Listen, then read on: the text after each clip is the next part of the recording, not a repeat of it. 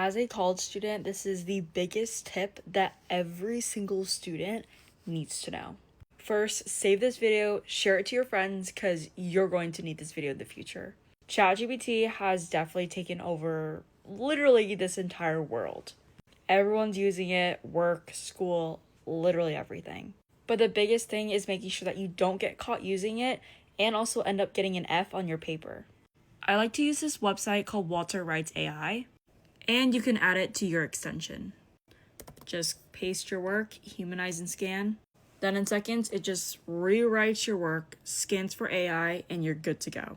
Use my code ELISA for 30% off.